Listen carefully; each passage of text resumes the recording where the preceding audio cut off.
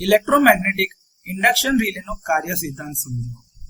તો electromagnetic induction રિલેની અંદર આપણે જે વાત કરી હતી એ પ્રમાણે અહીંયા આગળ આપણી પાસે બે ઇલેક્ટ્રોમેગ્નેટ વપરાય છે અને તેમના વચ્ચે એક એલ્યુમિનિયમ ડિસ્કને આપણે પીવોટ કરી એટલે કે કેન્દ્ર બિંદુ પર ઘૂમી શકે એવી રીતે મૂકવામાં આવે છે.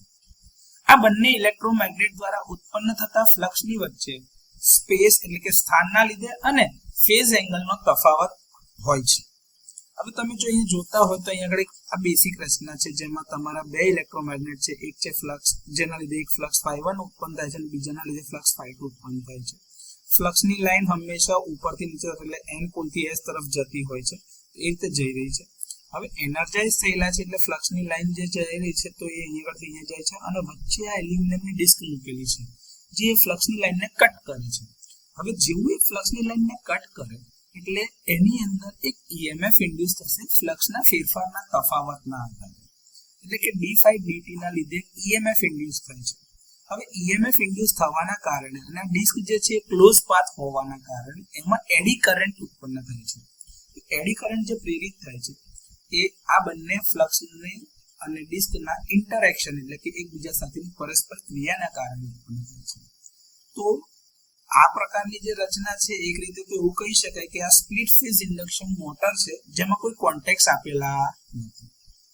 હવે એક ફ્લક્સ જે છે એ બીજા ફ્લક્સ દ્વારા ઉત્પન્ન થયેલા એડી કરંટની સાથે એક પ્રકારની ઇન્ટરેક્શન કરશે કે ક્રોસ પ્રોડક્ટ બનાવશે કે આ ∅1 જે છે I2 સાથે અને ∅2 જે છે I1 ની સાથે લિંક થવાના કારણે એક રિઝલ્ટન્ટ ટોર્ક પ્રોડ્યુસ કરશે.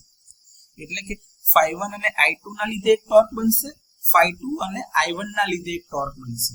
હવે આ બંને પ્રકારના ટોર્કની એકબીજા સાથેની પરસ્પરની ક્રિયા એટલે કે તમે જો અહીંયા આગળ જો રિએક્શન થયા કરશે. હવે આ બંને ફ્લક્સની અંદરમાં અને ટોર્કની અંદરમાં જે ટોર્ક મજબૂત હશે અને બીજું એક ટોર્ક નબળું હશે આ બંનેના લીધે એક રિઝલ્ટન્ટ ટોર્ક લાગશે. જે રિઝલ્ટન્ટ ટોર્કના લીધે આ જે મૂવિંગ પાર્ટ જે તમને કહે છે જે ડિસ્ક જે છે એલ્યુમિનિયમની મૂકેલી એના ઉપર એક ટોર્ક લાગે છે રિઝલ્ટન્ટ ટોર્ક જે એને ગતિ કરવા માટે પ્રેરિત કરશે એટલે કે ધક્કો મારે છે જેના લીધે તમારી ડિસ્ક ફરે છે.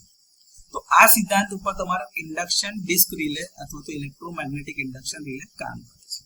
હવે જો તમે અહીંયા જોતા હોય તો આપણી પાસે જે બે ફ્લક્સ છે ધારો કે એમાંનું ફ્લક્સ ∅1 જે છે એની કિંમત મેક્સિમમ વેલ્યુ sin ωt થી દર્શાવતા હોઈએ તો ∅1 ∅1m sin ωt છે અને બીજું જે છે એના કરતા 2 ડિગ્રીથી આગળ છે એટલે કે ફ્લક્સની વચ્ચે ફેઝ એંગલનો તફાવત છે.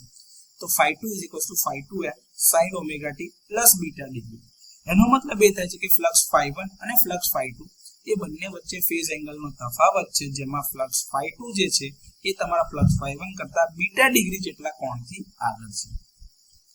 આ જ રીતે ઇન્ડક્શન ડિસ્ક રિલેમાં આ બંને અલગ અલગ પ્રકારના ફેઝ એંગલ અથવા તો બે ફ્લક્સના આધારે તમારું રિઝલ્ટન્ટ ટોર્ક મળશે જેના કારણે ઇલેક્ટ્રોમેગ્નેટિક ઇન્ડક્શન ડિસ્ક રિલે કામ કરે.